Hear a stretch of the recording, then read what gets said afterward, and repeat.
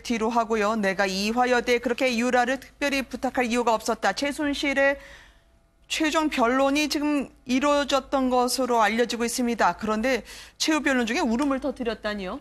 지금 최후 변론 중인데요. 네네. 지금 그 유라를 좀 용서해달라고 흐느끼면서 울고 있다라고 얘기를 합니다. 조금 네. 전에 이경재 변호사가 그 지검 앞에서 기자회견을 했잖아요. 어떤 상황이 처해질지 모르니까 어미 입장에서 굉장히 불안하다라고 이야기를 했는데 지금 최순실 씨가 지금 현재 그 재판장님께서 유라를 좀 용서해 주기를 바라고 유라가 앞으로 남은 생에 바르게 살아갈 수 있도록 관용을 베풀어 달라 그러면서 흐느끼면서 자신의 딸에 대해서 좀 용서를 해달라고 지금 얘기하고 있다는 지금 내용이 바로 방금 전에 들어왔습니다. 네.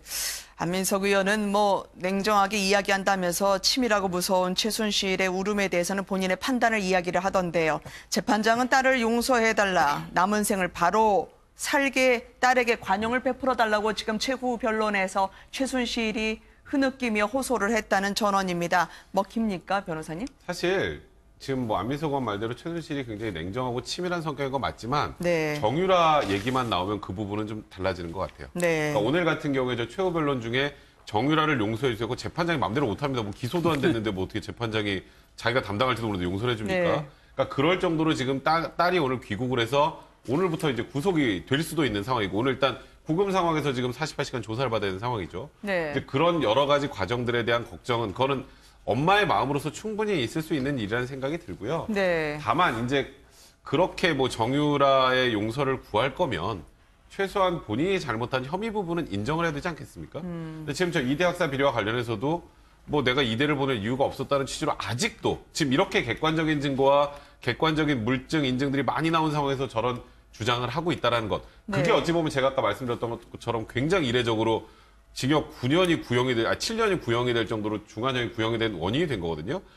딸의 용서를 빌기 위해서는 최소한 본인이 뭘 잘못했는지를 먼저 얘기하는 것. 그게 선행이 돼야 되지 않을까 생각이 드네요. 네.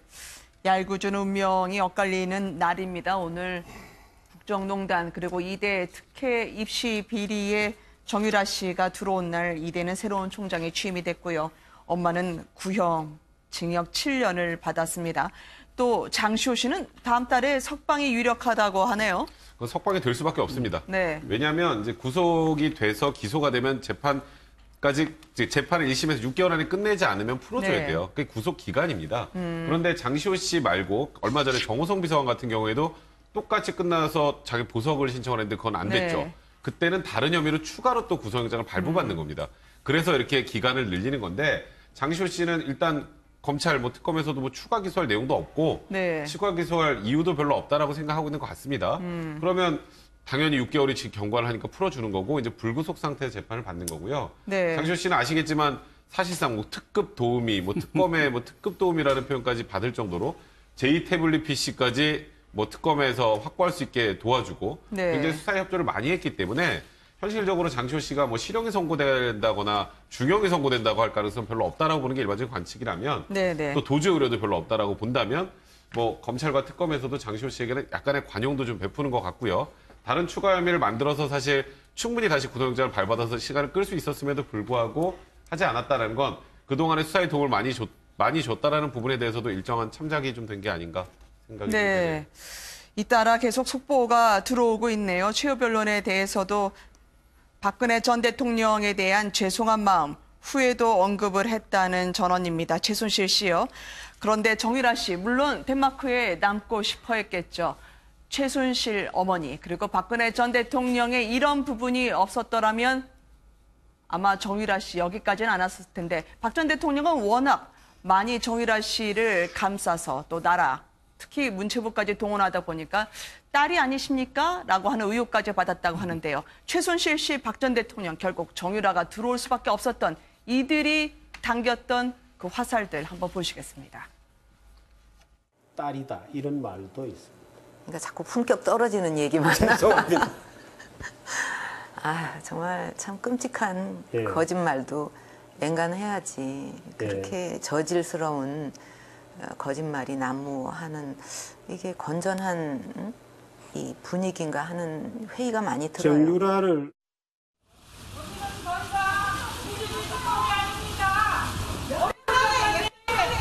최순실 씨 여전히 강한 수사 받고 있다 생각하십니까?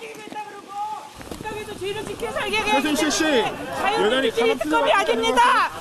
이거는 너무 억울해요. 우리 애들까지 다 어리손자까지 그렇게 하는 거는. 주변 변호인을 통해서도 삼족을 멸하려 한다라면서 검찰 조사에 강압성이 있었다고 얘기했던 최순실 씨였습니다. 아무리 피해자처럼 보이고 싶어 했지만 그는 누가 뭐라 해도 대한민국 서열 1위였다. 이건 박관 전 경정뿐만 아니라요.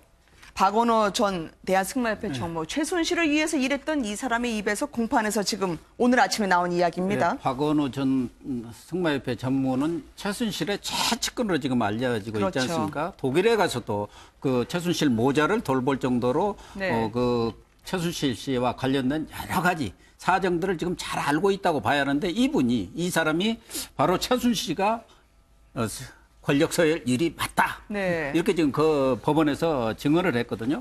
그 증거로 네. 말하자면은 사실은 이렇게 옆에서 참모로서 모시는 사람 입장에서 보면은 네. 자기가 모시는 사람이 힘이 있는지 없는지 이런 것은 감으로 잘 알 수 있거든요. 네. 그 중에 이제 가장 문제가 됐던 게 그 정유라 씨의 그런 그 승마 그 선수권에서 우승을 못 해가지고 네. 소위 말해서 노태강 체육국장이라든가 진재수 체육과장이 대통령으로부터 나쁜 사람이다 해갖고 쫓겨나는 그런 과정 속에서 네.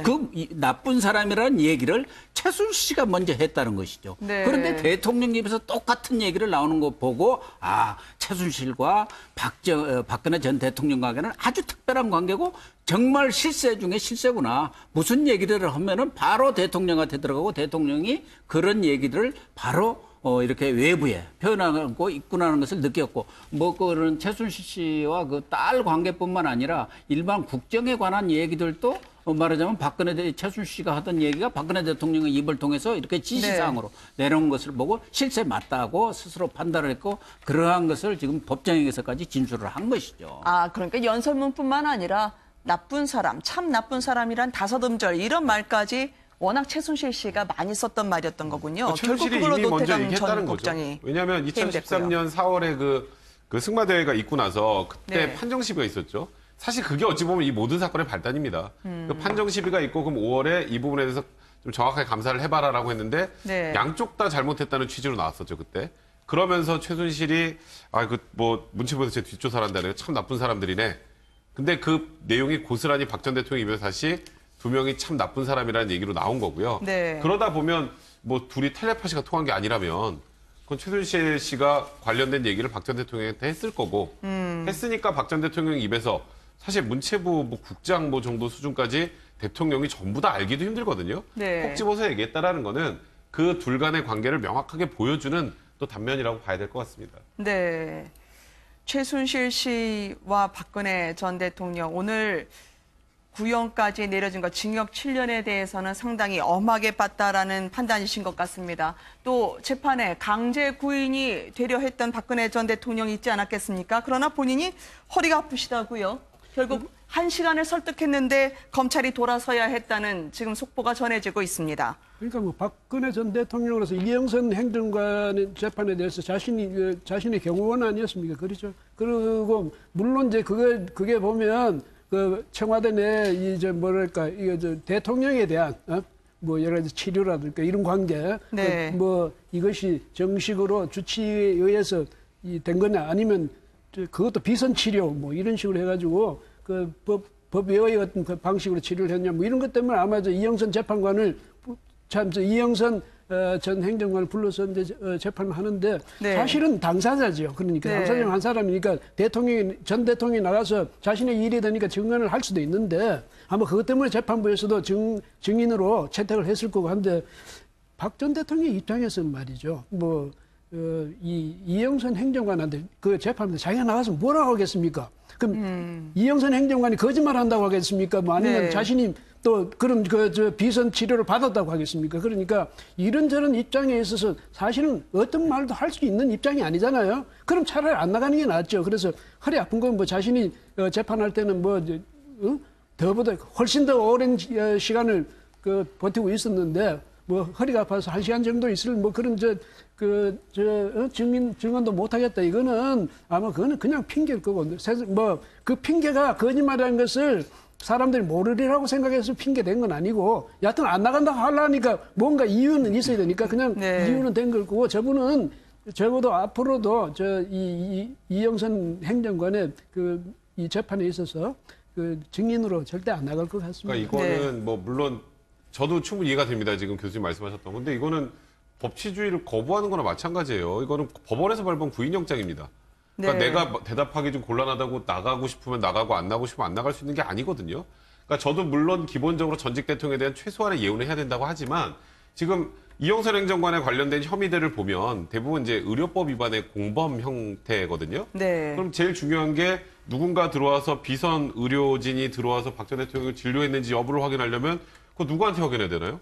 박 전 대통령한테 확인해야 돼요. 이 진실 규명을 위해서는 박 전 대통령이 나와서 증언할 수밖에 없는 상황인데 아유 저 비서였던 사람 저기 법정에 내가 증인 나가는 거는 좀 내 모양새가 그 모양새가 좋다고 나가고 안 좋다고 안 나갈 수 있는 게 아닙니다. 그거는 네. 사실 어찌 보면 저는 오늘 이걸 보고 좀 안타깝다고 생각이 들었던 게 박 전 대통령이 계속 대통령 재직 시절에도 제일 중요한 네. 건 법치주의 원칙이라는 거 굉장히 얘기 많이 하셨거든요. 근데 그게 진짜 전형적인 내로남불이 아닌가라는 생각이 들어요. 근데요.